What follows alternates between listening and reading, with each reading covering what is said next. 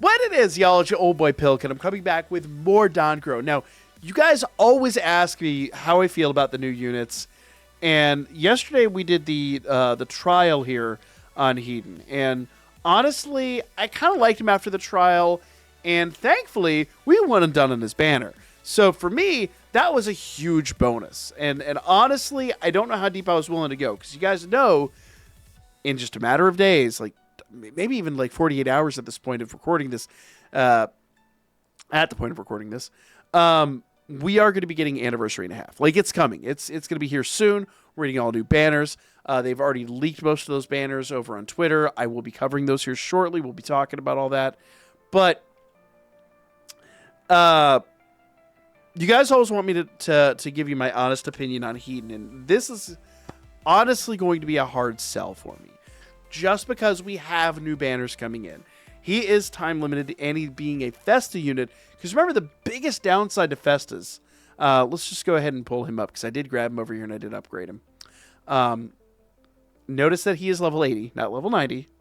Keep that in mind when we're talking about this. And I have no bonds in him. And if you remember back when we talked about him, this dude, when he gets a bond, he levels up his special attack. And his special attack is really like the biggest, best thing about him. Once he does that, then every other attack of his just gets so much better.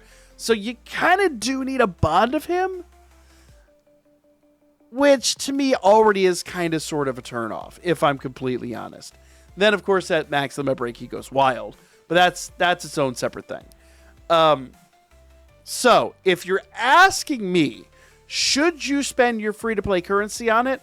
I'm going to approach this very cautiously. The other half of this is, it's like, if you got Freya, you kind of need him. You really are kind of between a rock and a hard place there, because Freya is so specially designed for this unit. Now, why they dropped her before him, I have no idea. It seems like the biggest misstep in history. That's kind of a spoiler for the anime, but whatever. Right? Now, will Freya rerun is the other question here.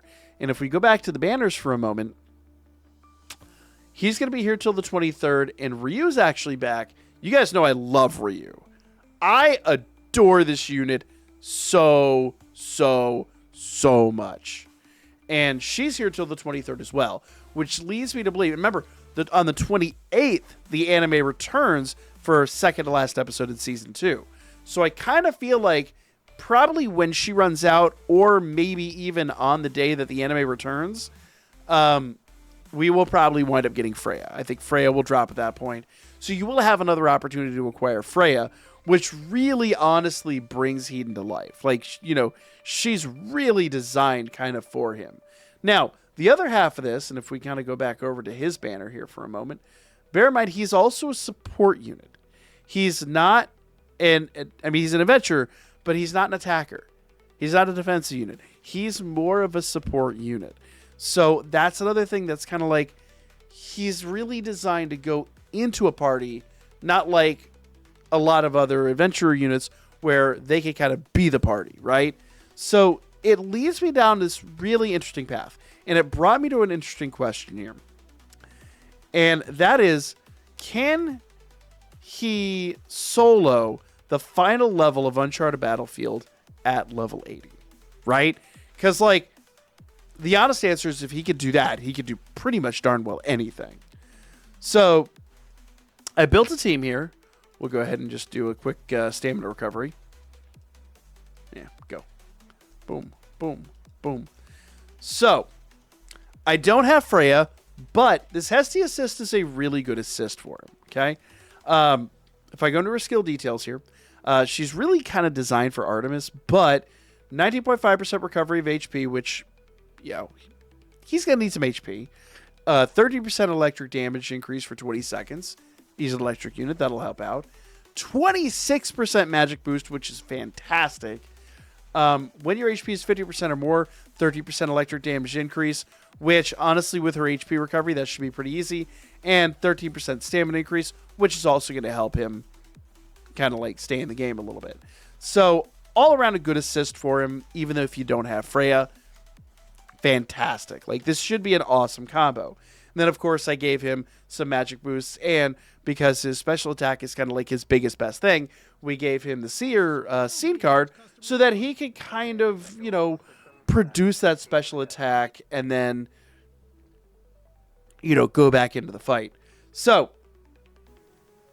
all that said and done, he's pretty good. And I gave him the purple cloak. So, can he do this? Let's find out. Like, how far can he go? How is he going to function here? Because this is like the big test, guys. Remember. Now, a lot of you guys will point out in the comments, I never covered level 11. I will cover that coming in soon. There's a big caveat to 10 and 11 that I didn't discuss when I discussed 10. And it actually goes back to something I was questioning with 10. So we'll discuss that here in a little bit. But so far, so good with him. Like, he's still at full health. Well, he was. He's not anymore. But he's still well above the 80% range. And now he's back at full health again because of the HP recovery.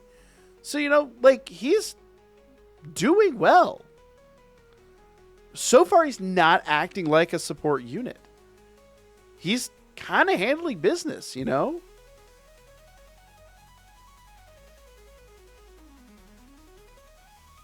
we're still well into the 80% range. And I want to also remind you guys, he's A0, so he's definitely not getting the most out of his special attack. He's not even getting like that big A1 boost. He's solo. First things first, he's solo at this. Now, we have two foes here that he has to attack simultaneously. And this could become a problem, and they have knockback, which is an issue. Now, thankfully, he's doing this right. He's like down a corridor, so he can kind of attack them both sort of simultaneously. But I want you to look at the health here.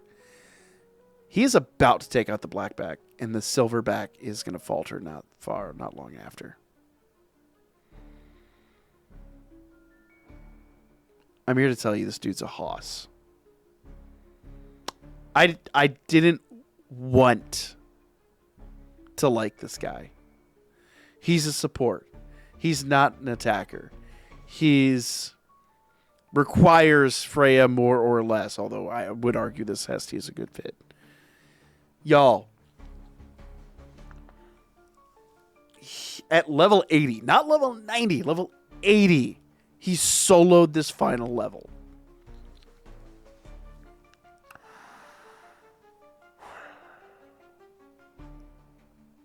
For those of you that watched when we streamed this, the first time we did it on stream last night, I fell in love with this unit. I adore Hedin. I think, honestly, I put him up there. Like, if Windbell is like double S tier, he and Ryu are like S.5 tier, right?